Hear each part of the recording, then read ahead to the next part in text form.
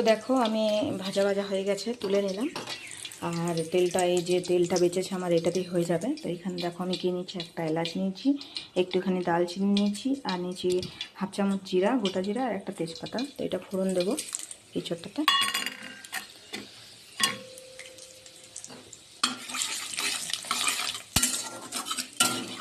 আর এখানে দেখো এই যে দুটো ছোট ছোট পেঁয়াজ আমি নিয়েছি, কেটে নিয়েছি এখানে।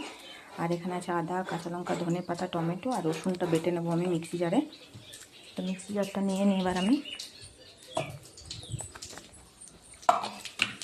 তো এই যেটা আমার লাল হয়ে গেছে, এখন আমি দিয়ে দেবো পেঁয়াজটা কেটে রেখেছি যেটা।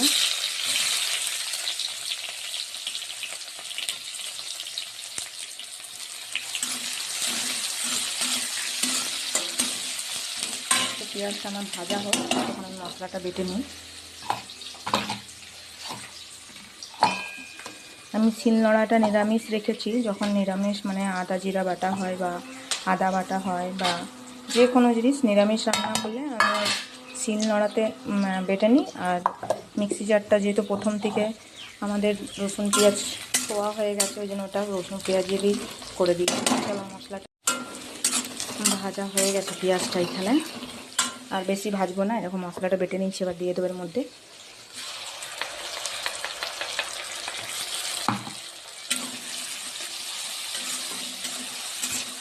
তোমরা কারা কারা এইভাবে রান্না করো ইঁচড়, আমাকে কমেন্ট করে জানাবে। আমি তো জানি না ইঁচড় কীরকম করে, বাস আমি এমনি করেই বানাই, কিন্তু খুবই টেস্টি হয় খেতে।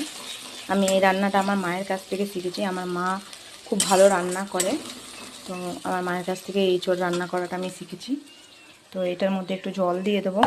তো এদিকে আমি মশলা নিয়েছি, গোলমরিচ গুঁড়ো, 2 চামচ জিরে গুঁড়ো, হাফ চামচ হলুদ, আর 1.5 চামচের মতো নুন। যেহেতু নুন হলুদ দিয়ে ভাজা আছে, তো বেশি নিই নাই। আর এখানে যে মশলাটার সঙ্গে এই মশলাটাও দিয়ে দেবো, একসঙ্গেই ভাজা হয়ে যাবে। মশলাটা ভালো করে কষিয়ে নেব, যখন তেল একটু ছাড়বে তখন আমি আলুটা আর ইঁচড়টা দিয়ে তারপর ভালো করে কষিয়ে নেব। দেখো মশলার থেকে ভালো রকম তেল ছেড়ে দিয়েছে। এবার আমি ভেজে রাখা আলু আর ইঁচড়টা দিয়ে ভালো করে কষিয়ে নেবো, একদম পুরো মশলার সঙ্গে মিলে যায়। তারপরে জল দেবো,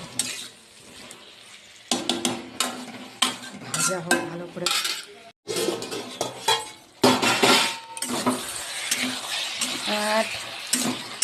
আর একটু ভাজা হবে, এখনও কাঁচা কাঁচা গন্ধ উঠছে মশলার। ভাজা হলে জল দিয়ে দেবো। তো দেখো পুরো ভাজা হয়ে গেছে, তেল ছেড়ে দিয়েছে। জল দিয়ে দেবো এখানে। আমি ঠান্ডা জলই দিচ্ছি, খুব বেশি করব না, অল্প মাখা থাকবে, খেতে ভালো লাগবে। একটু দেবো, ব্যাস। আমার তো আলু ইঁচড় সব সিদ্ধ হওয়াই আছে, বেশি ইয়ে হবে না। ব্যাস ফুটে উঠবে, একটু ঝোলটা টানবে আর নামিয়ে দেবো।